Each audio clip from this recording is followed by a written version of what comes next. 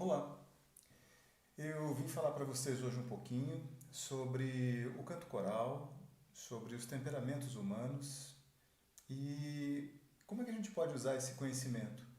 Este vídeo faz parte de uma introdução nesse tema sobre os temperamentos humanos e o canto coral e vai servir como um piloto, como um vídeo piloto para um pequeno curso que nós vamos promover depois, dando dicas sobre regência coral, mas abordando alguns aspectos que são menos comuns dentro da nossa atividade. Então nós temos coralistas com muita energia, coralistas com pouca energia. Entre os coralistas com muita energia, nós temos aqueles que gostam muito de desafios e temos aqueles que interagem muito, que são muito afetuosos. Nós temos coralistas com pouca energia, mas com grande capacidade de observação, de estudo e de esforço. E temos coralistas com pouca energia, que estão contentes, estão felizes por participar do que quer que seja com o coral. Então nós vamos dividir os 4 temperamentos. O tipo 1, que vamos chamar de colérico. Em outro momento nós vamos abordar isso mais profundamente. Aqui é apenas uma pincelada para a gente ver que em um coral nós temos um universo muito interessante de tipos de pessoas. Então nós temos o tipo 1, que é o colérico, é um tipo de grande energia, que adora desafios, costuma ser muito enérgico, e para a gente falar das qualidades, dos aspectos positivos do colérico, normalmente adora desafios e adora vencer desafios. É bastante competitivo e isto muitas vezes leva a dificuldades de interação entre as pessoas. Mas o tipo colérico, como é um tipo que gosta muito de realizar, então se você oferece coisas bacanas, boas e às vezes com uma necessidade de esforço, o colérico vai se desdobrar para realizar aquela tarefa com o máximo de empenho. E provavelmente, talvez até de forma muito melhor que os outros coralistas. É um tipo de comportamento, é um tipo de temperamento muito interessante. E nós temos o segundo tipo, que é o tipo sanguíneo, que também tem muita energia, mas é um tipo extremamente afetuoso.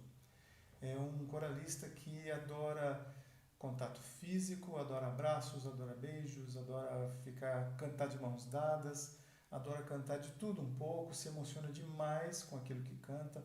Se está cantando uma peça triste, se está cantando uma peça feliz, se está cantando uma peça que significa bastante para uma sociedade. Enfim, o sanguíneo, o tema, o que motiva e o que define o sanguíneo é o amor, é o tema do amor. Nós temos o tipo 3, que é o tipo melancólico, que tem grande capacidade de estudo, de observação, mas tem pouca energia. Costuma ter episódios ou momentos de tristeza, então a gente precisa tomar cuidado para não confundir isso com os estados depressivos. E costuma ser, além de observador, muito crítico, mas não um crítico externo, que externaliza, que expõe a sua crítica. O melancólico geralmente guarda essa crítica para si e, obviamente, por conta disso, eventualmente, em algum momento, passa a ter dificuldades de expressão de afeto, de emotividade. Mas é um tipo muito interessante. Gosta também de coisas complexas, difíceis. Quanto mais difícil para um melancólico, é melhor. E, enfim, são muitas características de cada um dos tipos. E nós temos o quarto tipo, que nós vamos falar hoje um pouquinho, que é o tipo fleumático, ou chamado também de linfático, que é equivocadamente chamado também de preguiçoso, entre aspas. Mas é um tipo que está feliz com qualquer coisa. Se nós vamos cantar alguma coisa bacana, ele está feliz porque nós estamos nos encontrando, ele está feliz porque tem um evento, ele está feliz porque tem um festival, mas se nada disso acontecer, ele continua feliz dentro da sua forma de ver o mundo. Apesar de ter pouca energia, geralmente são tipos temperamentais muito confiáveis. Então, a gente, dentro de um grupo coral, a gente observa os diversos temperamentos. Às vezes, a gente observa um temperamento muito exacerbado e, às vezes, uma mescla desses tipos temperamentais. buscando, obviamente, cada um o seu equilíbrio, a sua forma de se expressar. O que é interessante é que, na grande maioria das vezes, a forma de comportamento é inconsciente. Mas, como função do regente, uma das funções do regente é de estimular os coralistas, nós podemos aproveitar um pouco desse conhecimento e estimular de maneira adequada e diferentemente esses tipos temperamentais. Então, eu vou dar um exemplo de cada tipo, de uma qualidade relacionada ao canto coral, de uma qualidade e uma fragilidade de cada um desses subtipos, para que a gente possa reconhecê-los dentro do grupo de coralistas e estimular, às vezes individualmente e às vezes em grupo, mas dentro do naipe, usando esse conhecimento. E é interessante porque às vezes no mesmo naipe nós temos um predomínio de pessoas de um certo tipo temperamental, mas nem sempre é assim. O que na maioria das vezes a gente vê é uma heterogeneidade muito interessante, muito ampla, de gama de características dentro dos coralistas.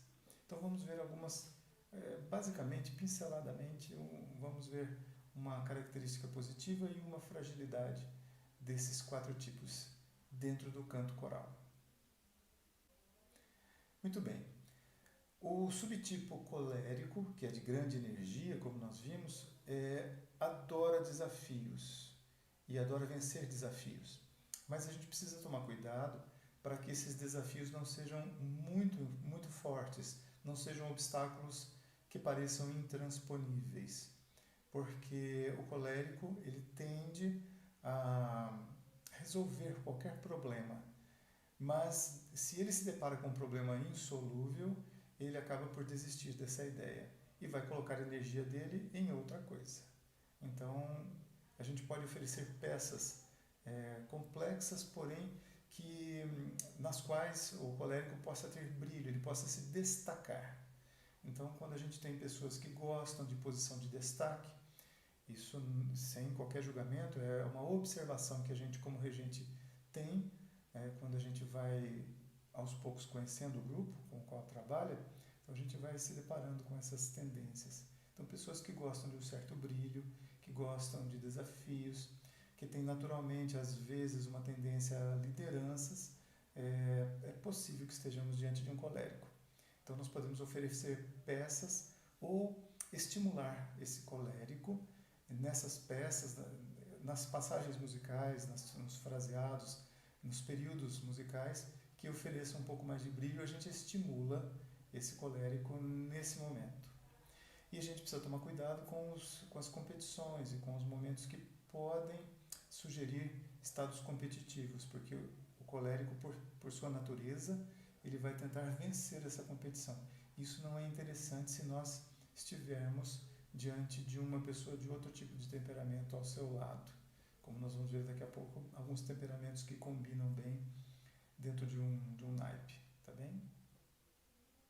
O subtipo sanguíneo aprecia e gosta de se expressar muito em peças que têm um fraseado melódico que expresse muito sentimento, seja na dinâmica, na maneira de cantar, como a peça está escrita, seja no seu significado, seja na interpretação que o regente está dando àquela peça em função do momento, daquilo que se pretende em uma apresentação. O sanguíneo, ele gosta e ele vai se expressar com muito sentimento.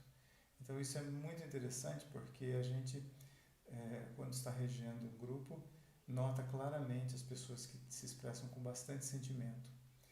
Claro que nós podemos ter mesclas de temperamentos, como vimos, mas é bem possível que estejamos ali diante de uma pessoa que se expressa muito através do amor. Uma fragilidade é justamente pelo fato de ser bastante emotivo, o sanguíneo também pode se magoar com facilidade. E às vezes, na nossa intenção de corrigir, precisamos estar atentos, porque existem formas diferentes de corrigir pessoas com temperamentos e características diferentes. E um sanguíneo, a forma de corrigir um sanguíneo, ela não transita às vezes pela rudeza ou às vezes pela exigência mais dura, mas ela vai transitar sim, principalmente pelo gestual, pelos olhos, o contato olhos nos olhos, o sanguíneo, e pela forma como nós oferecemos uma outra maneira do sanguíneo expressar aquele momento, aquela dinâmica, aquilo que nós estamos precisando naquela peça, naquele arranjo. Bem, o subtipo melancólico, como nós vimos, é um subtipo muito estudioso, muito observador e que gosta de peças complexas e não de desafios no sentido do colérico, para vencer desafios, mas para compreender. O melancólico se sente bem ao compreender algo que é muito difícil, algo que é complexo para a maioria das pessoas. É como se ele visse ali uma maneira de se expressar sentindo-se pertencendo ao grupo, mas detentor de um conhecimento ou de um segredo que as pessoas talvez tenham dificuldade de compreender ou de perceber. Então, para o melancólico, a gente estimula modificações ou mudanças de dinâmica como parte do exercício ou como estímulo para que ele perceba nuances diferentes daquele fraseado musical e quanto mais complexo for, mais interessante para lidar com o melancólico. Outra forma de lidar com o coralista melancólico é se ele estiver em um dos seus momentos de tristeza, dos seus episódios de tristeza, de nada vai adiantar se nós exigirmos do melancólico uma mudança de humor e de atitude. Ali nós vamos ganhar um distanciamento.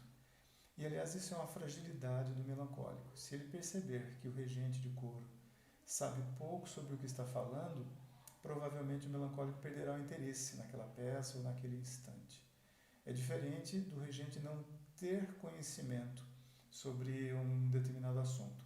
Mas se o melancólico percebe que aquele conhecimento é muito limitado, ou que o condutor, o regente, está tentando enganar, está tentando modificar o que o melancólico está sentindo, está pensando através de algum artifício, provavelmente vai perder essa referência de hierarquia. E o melancólico se dá muito bem com uma interação de sentimentos quando o regente percebe que o melancólico não está bem e entra nesse universo. Se precisar, ele chora junto, ele se entristece, ele muda o semblante junto, para que ele possa trazer o melancólico depois junto de si para um outro estado de atitude e de humor. Então, o melancólico é uma figura muito interessante de se lidar. Muitos músicos, muitos compositores, principalmente entre o período barroco e o período romântico, eram melancólicos. Depois nós falamos sobre isso, porque é um tema muito interessante. Enfim, com relação aos fleumáticos, aos coralistas fleumáticos, é interessante que a gente estimule o coralista fleumático o máximo possível.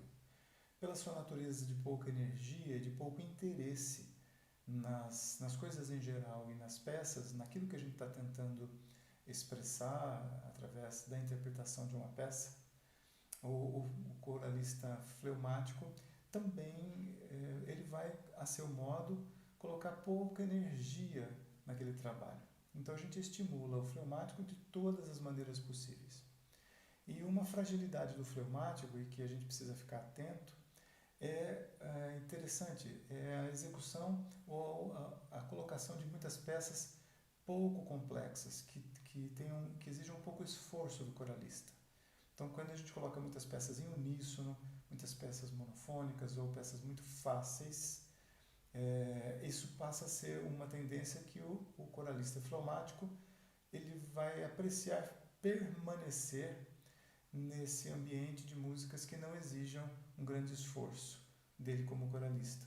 E aí, a hora que você oferece uma peça muito boa, mas muito complexa, a tendência dele é de ele não dar tudo o que tem e de, eventualmente, ele perder o interesse e, às vezes, nem participar ativamente daquela peça. Então, para o coralista fleumático, a gente oferece o máximo possível de estímulos.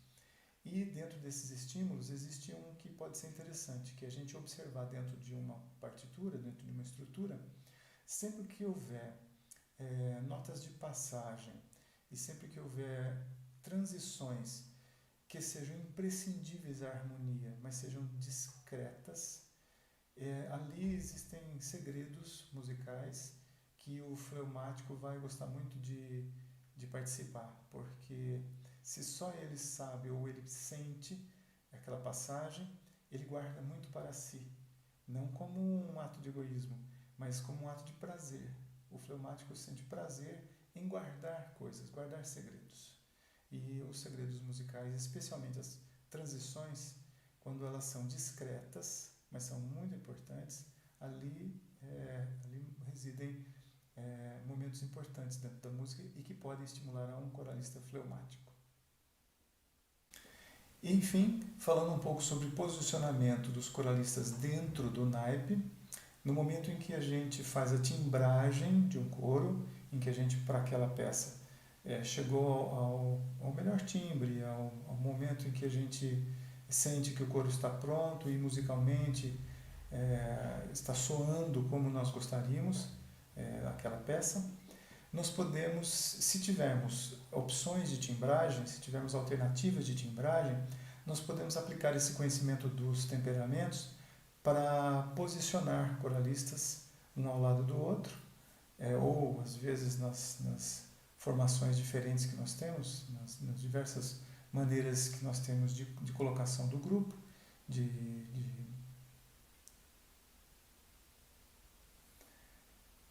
nós podemos utilizar esse conhecimento posicionando coralistas de temperamentos específicos, um ao lado do outro. E isso é interessante e, ao mesmo tempo, não deixa de ser uma arte, porque conhecendo individualmente os coralistas, se nós tivermos essa abordagem dos temperamentos, nós podemos correr menos risco de que a energia toda do coro possa se dissipar se a gente tiver energeticamente, às vezes, desafios e às vezes dissonâncias entre os tipos temperamentais. Então, é muito interessante quando a gente tem um coralista colérico e a gente pode ter outro coralista colérico ao seu lado ou um coralista melancólico. Essa disposição vai muito bem. Colérico ao lado de melancólico costuma ir muito bem. Um colérico ao lado de um sanguíneo, às vezes vai muito bem se as pessoas se gostam muito. Mas se são coralistas que não têm um bom contato fora do ambiente do coral, então nós podemos ter problemas ali. Especialmente porque, eventualmente, algumas atitudes do coralista colérico podem impressionar negativamente um sanguíneo. E a energia do sanguíneo, como é muita, ela transita de um lado positivo para um lado menos positivo com muita facilidade. Outra forma de dispor os coralistas também com bastante harmonia são melancólicos, um ao lado do outro, e melancólicos com sanguíneos. Um temperamento de grande energia como um colérico, com um de baixa energia como um fleumático, é relativamente perigoso, porque nós vamos ter alguém querendo vencer muito um desafio e querendo uma mudança, querendo um melhoramento contínuo, ao lado de alguém que se sente já absolutamente satisfeito, qualquer que seja o resultado alcançado. Então, essa disposição pode ser um pouco, pode talvez não trazer a harmonia que nós gostaríamos. Enfim, nós podemos fazer várias formas de disposição. Eu estou trazendo para vocês hoje apenas uma singela contribuição a respeito dos temperamentos dentro do canto coral. Há muito mais para falar sobre isso. E, eventualmente, nós vamos finalizar aí algumas aulas para que a gente possa oferecer um pouquinho e contribuir um pouquinho mais com esse conhecimento, e que é muito interessante. Isso é fruto já de um trabalho bastante longo, são muitos anos acompanhando coros e percebendo detalhes desses temperamentos e como a gente pode agir com isto. Em outro momento nós conversamos um pouco mais. Obrigado, até mais.